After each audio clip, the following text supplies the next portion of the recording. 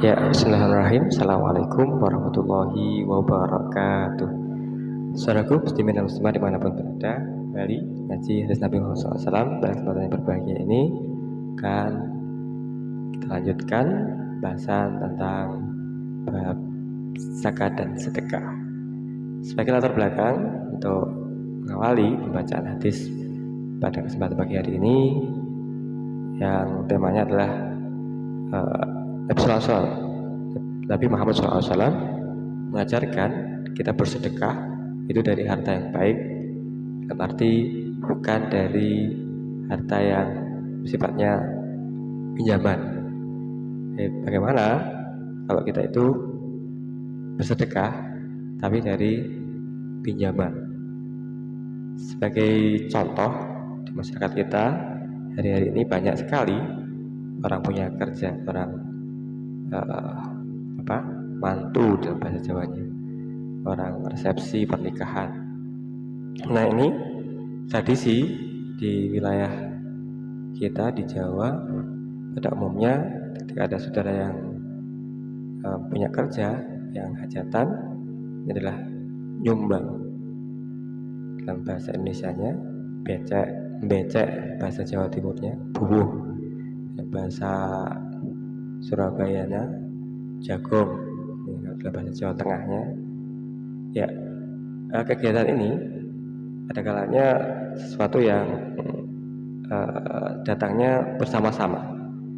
Jadi apalagi di bulan besar dan Dzulhijjah, bulan yang baik ya untuk melaksanakan akad nikah atau resepsi, ini jumlah undangan untuk jagung, ulem atau yang orang punya kerja ini banyak sekali. Dan ada kalanya ini menimbulkan satu keluhan, wah ini jagongannya banyak gitu ya. Terus akibatnya apa? Ada di antaranya karena berewuh, karena merasa seperti ini seperti itu, akhirnya untuk kegiatan nyumbang tadi ini harus pinjam. Nah, bagaimana? Apakah boleh kita menyumbang dari harta pinjaman? Baik, mari kita baca. Bismillahirrahmanirrahim. Hadatsana Abdullah ibnu Muzir sami'a Aban Nadur. Hadatsana Abdurrahman huwa ibnu Abdullah ibnu Dinar an abihi an Abi Shalih an Abi Hurairah radhiyallahu an qala Rasulullah sallallahu alaihi wasallam man tasaddaqa bi adli tamratin min kasbi thayyib wala yuqbalullahu illa thayyiba fa innallaha yataqabbaluha bi yaminihi summa yurabbiha bi sahibihi kama yurabbi ahadukum faluwahu hatta takuna mislal jabali. Artinya, telah menceritakan kepada kami Abdullah bin Munir, dia mendengar dari Abu Nadir, telah menceritakan kepada kami Abdurrahman, dia adalah putra dari Abdullah bin Dinar, dari bapaknya, dari Abu Shalih, dari sahabat Abu Hurairah radhiyallahu an, berkata bahasanya Rasulullah SAW telah bersabda, barang siapa yang bersedekah dengan sebutir kurma, hasil usahanya sendiri yang baik, yang halal, sedangkan Allah tidaklah menerima kecuali yang halal, yang baik, maka sungguh sedekahnya yang sebutir kurma tadi, Allah akan menerimanya dengan tangan kanan Allah. Lalu sebutir kurma tadi akan diasuh, dikembangkan untuk pemiliknya, pemilik sedekah sebutir kurma tadi, sebagaimana seorang dari kalian mengasuh anak kudanya, sehingga sebutir kurma ini menjadi bertumbuh hatta takuna mislal jabali, sebesar gunung Uhud. Masya Allah.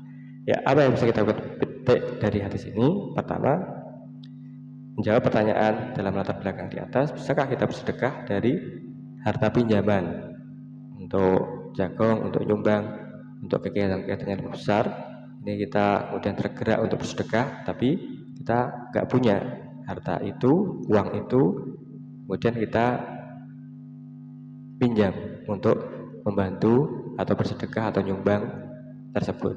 Nah, jawabannya benar, tentu saja tidak dianjurkan. Sebab makna sedekah itu adalah harta yang diambil dari orang yang tercukupi kebutuhannya. An-dohril ghina, dari orang-orang yang sudah tercukupi, orang-orang kaya, orang-orang yang sudah terbebas dari kebutuhan pokoknya, memiliki sisa. Nah, itulah kemudian didorong untuk disedekahkan. Yang kedua, penjelasan Rasulullah SAW berikut ini, khairu shadaqatin maka an dohril ghina wabda biman ta'ul. Rasulullah SAW bersabda, sedekah yang paling baik adalah melakukan sedekah dalam kondisi tercukupi. Mulailah dari orang yang kamu nafkahi, dari keluarga,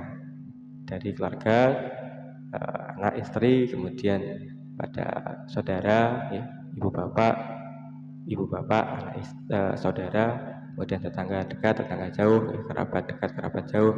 Nah, ini wabda biman ta'ul, dimulai dari yang jadi tanggungan kita.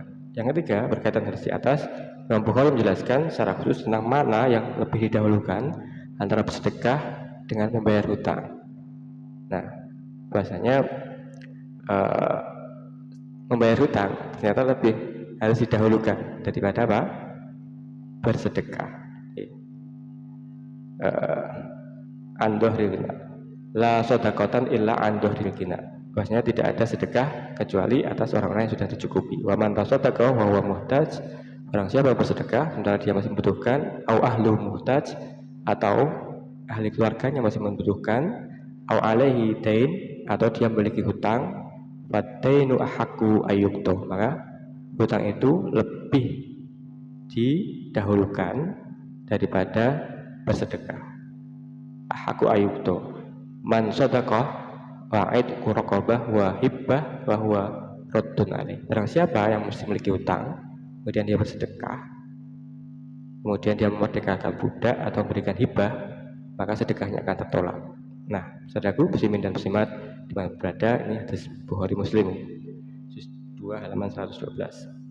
Yang keempat, mengingat pertimbangan-pertimbangan di atas, maka para ulama memfatwakan agar kita mendahulukan untuk membayar hutang sebelum bersedekah. Nah, jadi menjawab pertanyaan di atas, bolehkah kita bersedekah dari harta pinjaman? Lawang hutang saja harus kita dahulukan. Kalau ini bersedekah dari harta pinjaman, ini saja sangat jelas bahwasanya ini tidak dianjurkan atau tidak boleh. Bahkan sebagian ulama menyebutkan orang yang mendahulukan sedekah sementara hutangnya belum lunas, maka bisa terhitung dia memalak harta orang lain dan sedekahnya akan tertolak. Yang kelima, Nabi SAW melarang kita untuk menyia-nyiakan harta. Karena itu tidak boleh menyia-nyiakan harta orang lain dengan alasan bersedekah. Sahih Bukhari.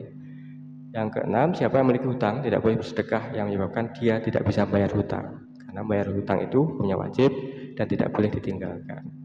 Saudaraku, semua di mana berada, inilah indahnya agama Islam. Nanti saya mengajarkan untuk kita mendahulukan yang wajib, yaitu membayar hutang, daripada bersedekah yang hukumnya sunnah. Semoga Allah Subhanahu wa taala senantiasa berikan hidayah kepada kita, keluarga kita, anak keturunan kita muslim semuanya untuk dapat memahami pentingnya melunasi hutang daripada bersedekah dari harta hutangan. Amin ya rabbal alamin. Kenapa? Sedekah dari harta hutangan ini akan tertolak. Pahalanya ditolak oleh Allah Subhanahu wa taala. Terima kasih, semoga ada manfaatnya.